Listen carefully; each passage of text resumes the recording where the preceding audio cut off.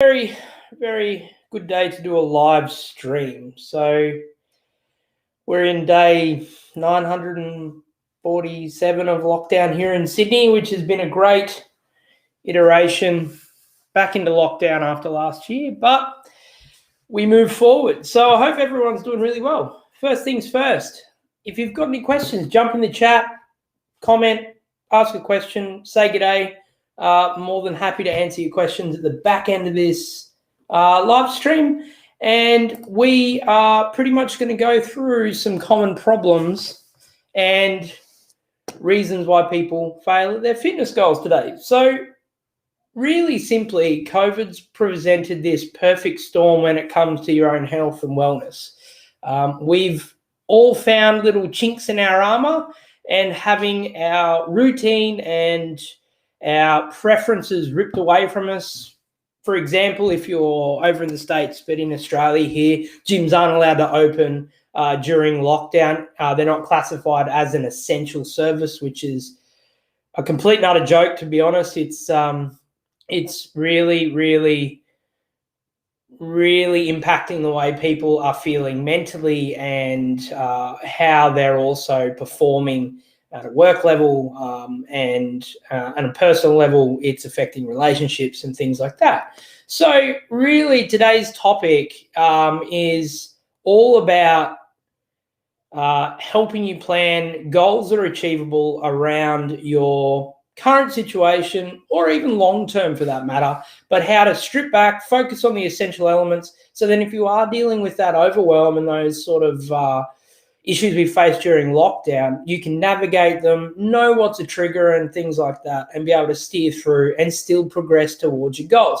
Because we all know that health and fitness, I don't know how many times I have to say this, we all know that health and fitness underpins our mental health, our productivity at work, and all those types of other things. Being a good parent, for instance, it all helps those other things by helping us feel more accomplished, helping us be more durable, building resilience and things like that. So it's always one of the things I recommend for the quickest path to learnt resilience, and it cross-breeds into those other elements of our lives. So today's topic, how to set better goals. So how many of you throughout the course of COVID, or even before, you might not even be affected by COVID. So if you just jump into the chat, say good day. I'd love to hear your questions as well. How many people during COVID have either fallen off the rails during their fitness journey, or struggled mentally throughout their time during either lockdown or just COVID in general? It's been pretty sensationalized in the media. It's obviously a real thing we have to learn to deal with now, but it's probably something that we haven't learned to navigate because we are used to those comforts and those routines that we become accustomed to, like hitting the gym of a morning or hitting a gym of an afternoon, or being able to just go outside and catch up with friends and go for a run and things like that. So if you're one of those people that have struggled setting goals and actually taking action towards achieving them through COVID, you will find that your goals are usually based or decided upon of one of three things, which usually leads to poor goal setting. The first one being impulse-led goal setting. Now, what I mean by impulse-led goal setting is the fact that we choose a goal based on something we see or someone doing something, and we are inspired and we just impulsively go, I'm going to go do that. And that's where we see a lot of people go wrong. So let's look at the Olympics, for instance. We've just had the Olympics run. It was in Japan and there was no one in the stadium, but I'm sure, like many of you, I was also sitting there watching some of these amazing athletes get ready and partake in something they've trained for 4 years, 5 years now, with the extension of COVID and the restrictions in place. So impulse-led goal setting is brought upon being inspired by these types of things and setting a goal. But what usually follows is maybe a little bit of action, but usually no action. Just the mere thought of thinking about achieving this new goal makes us feel like we're already on our way. And that releases those chemical responses within the brain, those neurotransmitters, and we go, that feels good. And we get that nice little dopamine hit, and then nothing happens. So impulse-led goal setting can be brought on by a number of things. It can be also brought on by pain if we're in a current situation where we're not happy. And we then obviously try and base a goal just purely on emotion. The second problem that we encounter, usually it leads on from impulse-led goal setting, is poor planning. Poor planning usually is where people struggle and where I help people really optimize their path to success.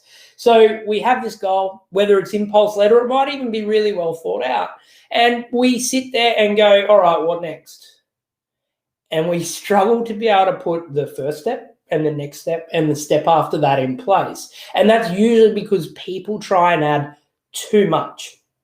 We always have great intentions to achieve our goals, whether it be health, fitness, wealth, work, family, those sorts of things. But quite often, because of most people's mentality of choosing a goal, they feel like they need to throw everything at the wall and see what sticks.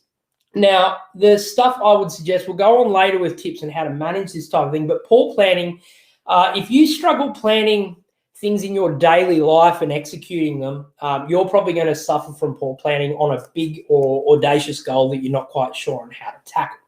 The final problem, which we sort of led to in problem 2, is going too big and too soon.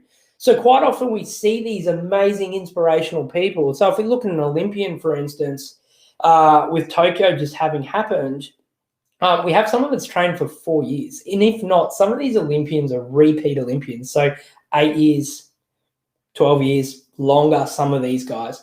And they train for 4 years or 5 in this case, and they are performing at the pinnacle of their career.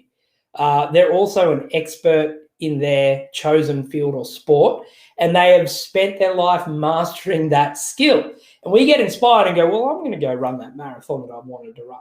And we might be someone that is a desk-bound person that really hasn't got the preparedness to go and undertake such a task. So we get out on the Monday, we strap the shoes on and off we go. We're up the street. And then quite often we find that people that go too big too soon is they either get injured or their motivation stalls because they realize it's really hard. And these Olympians have taken incremental steps to get to where they need to go over a long period of time. Yeah, they can go hard at this point in time, but they've used the gradual improvement and specific adaptation to impose demands, the SAID principle, to gradually increase over time. And they've gone through the gates of starting at low-level competition or junior competition and progress from there.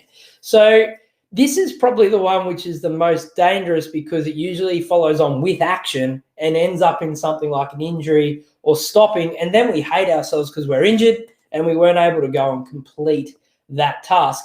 And the too big too soon is generally caused by a large amount of emotional distress or a desire to want to escape the current reality. Hence why the lockdown has also exacerbated current conditions and people's inability to maintain consistency, because lockdown happens, we all join, maybe we subscribe to an online fitness program, or we just want to go do it ourselves and we use our daily allowed exercise outside. And then the routine and monotony kicks in about week 2, week 3, and we realize it's actually pretty boring and you've got to be consistent to be able to manage your goals over the long term. So instead of just obviously talking about what everyone's doing wrong, if you just join the chat, jump on, ask a question, feel free to say g'day. Let's go through some tips that are going to help you maintain momentum through lockdown or choose better goals in general. And the first one being, pick one thing. Pick something that you know you're interested in and that actually motivates you. So with impulse-led goal setting, what you can do to sort of steer around this is pick a goal and then just sit with it. And if a week passes or 2 weeks passes and it keeps sitting in the front of your mind, yeah, it's probably something that you're potentially interested in achieving. Now, we can use all sorts of things, and I have a way of obviously testing someone's readiness for change and things like that in my training program.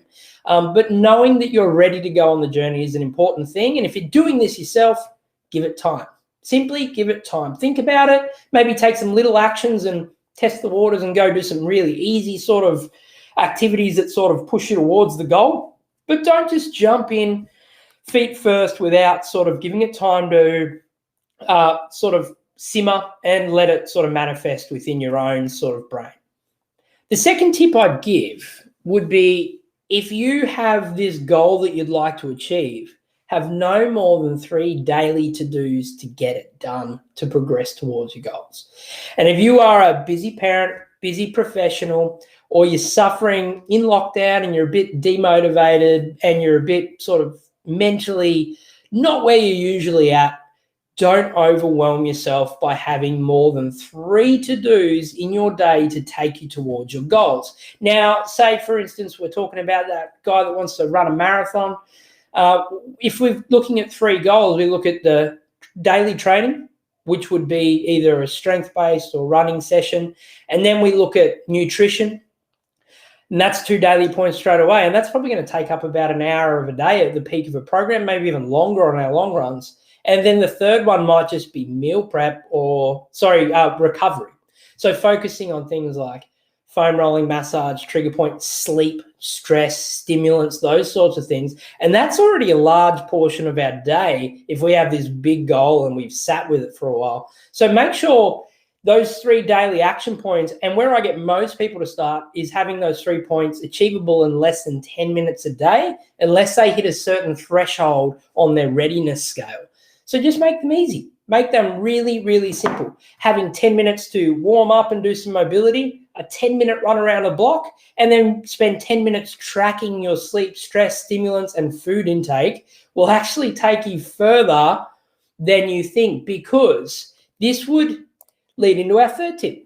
Make them really small. And we're using the principle of momentum. Now, having momentum is the key to any goal, right? We get scared when we don't have momentum. And then if we talk about the flip side, if we have too much momentum and we can't maintain the pace at which we're heading at the goals, we burn out or we fall off course. So make them really small. Like I said, 10 minutes a day each. You've got 30 minutes there, and you've committed 30 minutes of your day. If it's a big jump, if you're coming back from activity, you will notice the difference. And the momentum and self-awareness will allow you to naturally increase the time you spend on your daily action points as you are ready. So you might start with 10 minutes of exercise a day, and then all of a sudden, your brain goes, I'm ready to do more. And you might do 15, you might do 20, and then the momentum and the snowball effect rolls on from there. So a big insight there. That's how the 66 program that I have is established. Really short workouts at the start to allow you to gain momentum, and then we get harder and more difficult as the program goes on to challenge you and make you feel like you're on your way to success. So they're my 3 tips, team. Let's move on to the weekly Q&A. So we have a question from Darren, from one of the guys that I have on the email at the moment. So his question was, how do I maintain my running goals? Hence why I'm sort of talking about running. It's in the front of my mind. How do I maintain my running goals in lockdown, homeschooling, with 2 kids? And the answer is good luck. It's really tough. So you've got to have, obviously, a spouse, or if you're a single parent, this obviously becomes inevitably much more difficult. The things you will need to obviously maintain those running goals and that momentum towards your goals in lockdown, homeschooling, and being a parent is established habits of wellness within your family. That's a big one first. People knowing and being okay with you taking your time to go out for a run, or even getting your kids out for a run, depending on their age, whether it be on their bikes or on a pram and things like that. But having that ecosystem within your family where it's okay to be outside and exercising is probably step 1. If you're breaking the habit and momentum of the family unit by disappearing and going for a run because it's something you need to do for your own mental health and wellness, and it's not something you've done traditionally as a family, other people are going to struggle, and then you'll find you'll get that resistance elsewhere. The second thing is do what you can when you can. If you have a big goal and a big run and you require these big, long hours in, you're probably going to have to do it when the kids are asleep or in a downtime of the family. I usually get up and train in the morning, or train when I don't have my son and he's at daycare, or in the morning when it's all quiet and nobody's around. That's where I find the optimal times to get things done. If people are asleep and you've got someone in the house that can look after the kids, get out, go after it. It may mean that you have to modify your sleep. You might have to go to bed earlier or bed later, but it's probably one of the only ways you can really make sure you get those quality training hours in. Making sure you're dialed in on sleep, stress, and stimulants, monitoring those factors and elements that are going to impact your training is something you definitely have to double down on to hit towards your goals.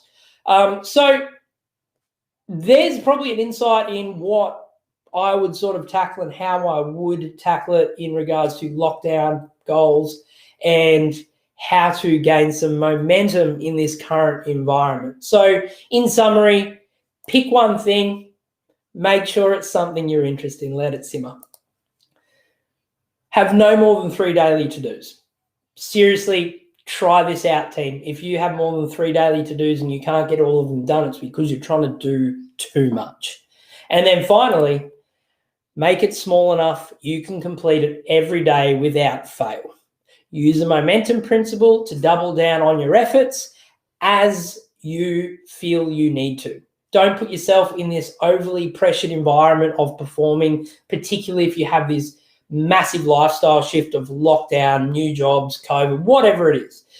Make it small, make it achievable, be consistent over the long term, and you'll find you have a lot more success. So there you have it, team. Make sure you like, follow, share, subscribe. Don't be one of those creeps that just sits on and watch a live stream without taking any action. It helps me grow. Please share this with your friends, and I will be back next week to answer your questions. If you have any questions, brett@minimalismfitness.com. Feel free to drop me a line or DM me, comment on the post, and I will answer them next week. Take care.